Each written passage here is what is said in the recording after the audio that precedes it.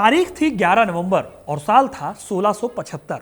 जगह थी आनंदपुर साहिब। एक 9 साल के बच्चे को अपने पिता का अंतिम संस्कार करना था, लेकिन उस 9 साल के बच्चे के लिए कितना पेनफुल होगा यह देखना कि उसके पिता का सिर्फ सिर ही उसके सामने था, उनका धड़ नहीं था। यह बच्चा कोई और नहीं बल्कि सिखों के 10वें और आखिरी गुरु गोविंद सिंह जी थे, और जिनका अंतिम संस्कार होना था वो भी कोई आम आदमी नहीं थे बल्कि सिखों के 9वें गुरु तेग बहादुर थे। हम सब ने वो कहानी सुनी है कि कैसे मुगलों ने इस्लाम को ना मानने पर छावा यानी छत्रपति संभाजी महाराज पर अत्याचार किया और मौत के घाट उतार दिया। लेकिन एक और कौम भी है, सिख, जिस पर मुगलों ने अंतहीन अत्याचार किए। किसी को उबलते तेल की कढ़ाई में ढाल दिया तो वहीं पर किसी के बच्चों को उसके सामने ही मार डाला गया।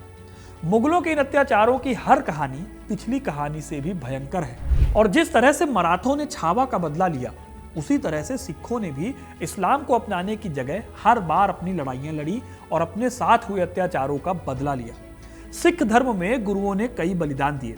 अपने धर्म की रक्षा के लिए उन्होंने सिर झुकाने की बजाय अपने धर्म के लिए कभी खुद को दुश्मनों के हवाले कर दिया तो कभी उनके परिवार वालों की जान ले ली गई। इस कड़ी में गुरु तेग बहादुर से पहले गुरु अर्जन देव के साथ भी ऐसी ही जाति हुई थी। लेकिन गुरुओं की इस कड़ी में गुरु गोविंद सिंह ऐसे गुरु निकले जिन्होंने सिखों को लड़ना सिखाया, जिनकी बदौलत सिख एक लड़ाका कौम बनी। गुरु गोविंद सिंह जी को भी इस कोशिश में काफी अत्याचार सहने पड़े। उन्होंने अपने पूरे परिवार को खो दिया, उनके परिवार को उनके सामने ही मार दिया गया। लेकिन फिर भी गुरु गोविंद सिंह जी कभी झुके नहीं और उन्होंने अपने धर्म को मजबूती देने का काम जारी रखा।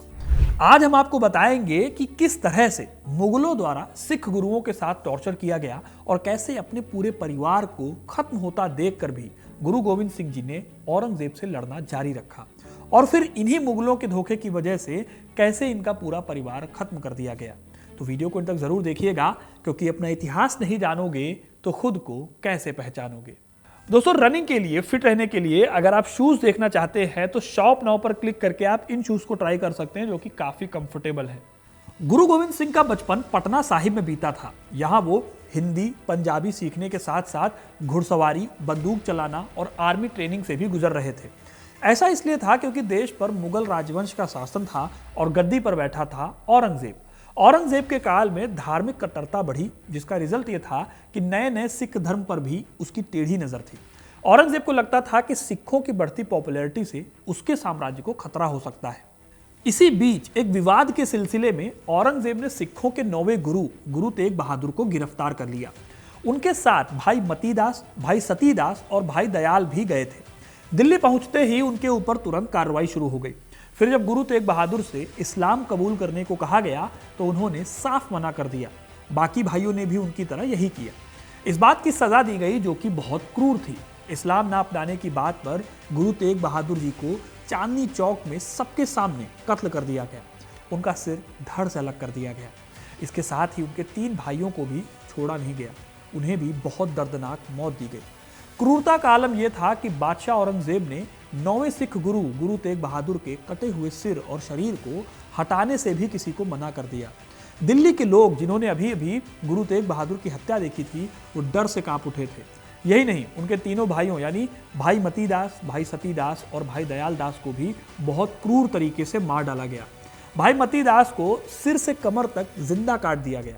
भाई दयाल दास को गर्म पानी की कढ़ाई में उबाला गया और भाई सतीदास को कपड़े में लपेटकर आग लगा दी गई। सिर्फ 9 साल की उम्र में गुरु गोविंद सिंह जी इन घटनाओं के गवाह बन रहे थे। इसलिए उन्हें समझ आया कि अगर मुगलों के अत्याचार से बचना है तो सिखों को लड़ना और एक रहना सिखाना होगा। इसके साथ ही उन्होंने अरबी, फारसी और संस्कृत की स्टडी की ताकि वो शस्त्र के साथ साथ शास्त्रों में भी पारंगत हो जाए। दोस्तों, गुरु गोविंद सिंह जी को लगभग सभी धर्मों का ज्ञान था। उन्होंने लोगों तक अपनी शिक्षाएं पहुंचाने के लिए 4 भाषाओं में कविताएं लिखनी शुरू की। साथ ही साथ वो काम करने लगे सिखों को एक करने के लिए, ताकि किसी भी मुगल अत्याचार का जवाब दिया जा सके। इसको लेकर एक किस्सा भी बहुत मशहूर है, आपने भी सुना होगा। अगर सुना है तो कमेंट में जरूर बताइएगा। इस किस्से ने सिख धर्म को हमेशा के लिए बदल कर रख दिया। साल 1699 में जब बैसाखी का त्यौहार आया तो गुरु गोविंद सिंह जी ने अपने शिष्यों को आनंदपुर साहिब में जमा किया। इस टाइम तक सिखों के गुरु के रूप में गुरु गोविंद सिंह जी काफी प्रसिद्ध हो गए थे। इसलिए काफ़ी भीड़ उन्हें देखने और सुनने के लिए इकट्ठी हुई थी। आनंदपुर साहिब में भीड़ को एड्रेस करते हुए गोविंद सिंह जी ने कहा कि 5 ऐसे लोग आ जाएं जो सिख धर्म के लिए अपनी जान दे सकते हों। उनकी बात सुनकर भीड़ में सन्नाटा छा गया, लेकिन लाहौर के दयाराम उनकी बात को सुनकर सबसे पहले आगे आए। गुरु गोविंद सिंह जी उनको लेकर पास के तंबू में गए और वापस आए तो उनके हाथ में खून से सनी तलवार थी। ऐसे ही उन्होंने 5 बार किया। वो हर बार एक शख्स को अंदर लेकर जाते और खून से सनी तलवार लेकर वापस आते। तलवार में खून देखकर लोगों को लगा कि उन सभी की बलि दी गई है। लेकिन छठी बार जब गुरु वापस आए तो उनके हाथ में तलवार नहीं थी, बल्कि उनके साथ वही 5 लोग थे जिन्हें लेकर गुरु गोविंद सिंह जी अंदर गए थे। ये लोग केसरिया पगड़ी पहने हुए थे। कहने का मतलब ये कि गुरु गोविंद सिंह जी परीक्षा ले रहे थे कि कौन अपने धर्म के लिए कुर्बानी दे सकता है। इन 5 लोगों को गोविंद सिंह जी ने पंच प्यारे कहकर बुलाया। खास बात यह है कि ये 5 अलग अलग हिंदू जातियों से आते थे जो कि बाद में सिख बने थे। इसके बाद गुरु गोविंद सिंह जी ने सिखों की एकता के लिए सबसे बड़ा काम किया। उन्होंने 5 अलग अलग जातियों के टाइटल हमेशा के लिए खत्म कर दिए और उनके नामों के आगे लिख दिया सिंह। सिंह यानी शेर। जाहिर है कि अलग अलग टाइटल होने से भेदभाव हो सकता था, इसलिए गोविंद सिंह जी ने कहा कि सभी सिख अपने नाम के आगे सिंह लगाएंगे। गुरु ने कहा शुभ कर्मन ते कबहु न टरो, मतलब अच्छा काम कभी नहीं छोड़ना है। और दोस्तों यहीं से शुरुआत होती है खालसा की। खालसा यानी खालिस यानी कि पवित्र। फिर उन्होंने कुछ नियम भी बनाए जो सिखों की पहचान के लिए जरूरी थे। जैसे खालसा के लिए 5 नियम बनाए गए जिनका पहला शब्द का से शुरू होता था, इसीलिए इन्हें पंच ककार भी कहा गया। केश, कंघा, कड़ा, कच्छ और कृपाण ये सभी सिखों की पहचान के लिए जरूरी थे। इस तरह से गुरु गोविंद सिंह जी ने मुगलों के खिलाफ सिखों की एकता की लहर को बढ़ावा दिया। एकता स्थापित करने के बाद गुरु ने एक सेना भी बनाई ताकि मुगलों की फौज का मुकाबला किया जा सके। इस सेना के लिए हथियार बनवाए गए, जवान लोगों को ट्रेनिंग दी गई, मतलब आर्मी ट्रेनिंग दी गई। गोविंद सिंह जी को लगता था कि केवल संगठन से काम चलेगा नहीं, सेना बनानी होगी ताकि धर्म की रक्षा की जा सके। उन्होंने खालसा का नारा भी दिया, वाहे गुरु जी का खालसा, वाहे गुरु जी दी फतेह। अब दोस्तों ये वो काम थे जिनकी बदौलत गुरु गोविंद सिंह जी की प्रसिद्धि बढ़ती चली गई। अब उनके फॉलोअर्स सिर्फ धर्म की बातें सुनने वाले फॉलोअर्स नहीं थे, बल्कि उन्हें तलवार चलानी भी आती थी। इसका एक मतलब यह भी था कि औरंगजेब की दिल्ली के बिल्कुल पास में एक और ताकत खड़ी हो रही थी जो कि मुगल सत्ता को चुनौती दे सकती थी। जाहिर है कि यह औरंगजेब को हजम नहीं हो रहा था, लेकिन गुरु गोविंद सिंह जी से नफरत करने वाले सिर्फ मुगल नहीं थे, बल्कि कुछ हिंदू भी थे जिन्हें उनकी बढ़ती ताकत से कोफ्त हो रही थी। एग्जाम्पल के लिए उनके पड़ोसी पहाड़ी राज्य बिलासपुर के राजा भीमचंद गुरु गोविंद सिंह जी को बिल्कुल पसंद नहीं करते थे, लेकिन वो मजबूर थे क्योंकि गोविंद सिंह जी की पॉपुलैरिटी बढ़ती जा रही थी। इसीलिए थक हार कर राजा भीमचंद के बेटे और बिलासपुर के अगले वारिस अजमेर चंद ने भी औरंगजेब से मुलाकात करके गुरु गोविंद सिंह जी को रास्ते से हटाने में मदद मांगी। औरंगजेब भी यही चाहता था, इसलिए उसने एक धमकी भरी चिट्ठी लिखी गुरु गोविंद सिंह जी को। इस लेटर का साफ मतलब था, इस्लाम को मान लो, मुगलों की सत्ता को एक्सेप्ट करो, नहीं तो दोनों के बीच में जंग तय है। इस धमकी से बिना डरे गुरु गोविंद सिंह जी ने वो लेटर लिखा जिसे इतिहास में जफरनामा कहा जाता है। गुरु ने लिखा कि दुनिया में सिर्फ एक सर्वशक्तिमान ईश्वर है, लेकिन आप इसको नहीं मानते और लोगों के प्रति भेदभाव करते हैं, उन्हें नुकसान पहुंचाने की कोशिश करते हैं जिनका धर्म आपसे अलग है। हमारे बीच शांति कैसे हो सकती है जब मेरे और आपके रास्ते अलग अलग हैं। इस लेटर को पढ़ने के बाद औरंगजेब ने पहाड़ी राजाओं के साथ मिलकर आनंदपुर साहिब पर हमला किया। सरहिंद के गवर्नर वजीर खान अपनी सेना लेकर आगे बढ़ा। इधर गुरु जी ने भी अपनी सेना को तैयार करने का हुक्म दिया।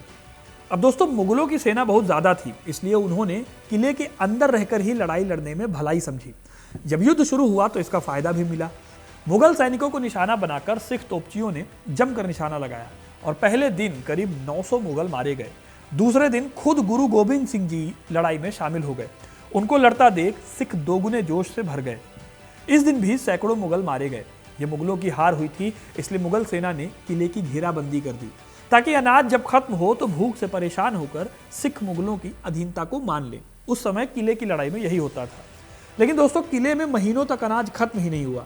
आखिरकार जब अनाज खत्म होने लगा तो किले में भुखमरी की नौबत आ गई। गुरु गोविंद सिंह को आनंदपुर छोड़ना ही पड़ा मजबूरी में। सिखों के पहले जत्थे में महिलाएं, बच्चे, गुरु की मां और बेटे भी शामिल थे। लेकिन सरसा नदी के पास इस जत्थे पर मुगल सैनिकों ने हमला बोल दिया। इस लड़ाई में कई लोग मारे गए, जिसमें गुरु गोविंद सिंह जी की मां और उनके 2 छोटे बेटे जोरावर सिंह और फतेह सिंह भी शामिल थे।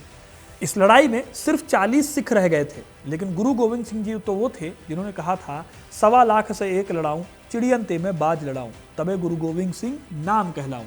उन्होंने हार नहीं मानी और अपने बाकी 2 बेटों को लेकर किसी तरह चमकौर पहुंचने में कामयाब हो गए। फिर दोस्तों चमकौर में भी उनका सामना मुगलों से हुआ। यहाँ उनके 5 प्यारों में मोहकम सिंह और हिम्मत सिंह मारे गए।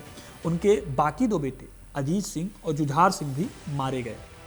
फिर नाभा में रहते हुए गुरु गोविंद सिंह ने औरंगजेब को फारसी में एक पत्र लिखा। इसमें उन्होंने धोखे से हमला किए जाने के लिए औरंगजेब को दोषी ठहराया। एक ऐसा समय भी आया कि गोविंद सिंह ने औरंगजेब से मिलने का फैसला भी किया, लेकिन वो अभी राजपुताना पहुंचे ही थे कि उन्हें पता चला कि 1707 में औरंगजेब की मृत्यु हो गई। इस तरह दोस्तों गुरु गोविंद सिंह ने अपने धर्म की रक्षा के लिए अपने पूरे परिवार को खो दिया था, लेकिन फिर भी उन्होंने अपने धर्म को कभी नहीं छोड़ा। अपने जीवन के अंतिम पड़ाव में गुरु गोविंद सिंह गोदावरी नदी के किनारे बसे शहर नांदेड़ में थे। 20 सितंबर 1708 की शाम जब वो प्रार्थना के बाद अपने बिस्तर पर आराम कर रहे थे, तो 2 युवा पठानों अताउल्ला खान और जमशेद खान ने गुरु को अकेला पाकर दोनों ने उनके पेट पर छुरे से वार किया। इन दोनों को वजीर खान ने भेजा था।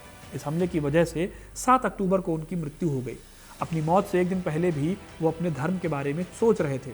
उन्होंने 6 अक्टूबर को ऐलान किया था कि उनके बाद कोई भी सिख गुरु नहीं होगा और सारे सिख गुरु ग्रंथ साहिब को ही अपना गुरु मानेंगे। तो दोस्तों ये थी कहानी सिखों के 10वें और आखिरी गुरु गुरु गोविंद सिंह जी के बलिदान की, और कैसे उन्होंने सिखों को एक करने में अपनी बहुत बड़ी भूमिका निभाई। आपको ये कहानी कैसी लगी कमेंट करके ज़रूर बताइएगा। वीडियो को लाइक और शेयर करना ना भूलिएगा, और ऐसी इंटरेस्टिंग कहानियों के लिए, इतिहास से जुड़े रहने के लिए, इतिहास की अच्छी अच्छी कहानियाँ सुनने के लिए हिस्ट्री कनेक्ट को सब्सक्राइब ज़रूर करें। धन्यवाद।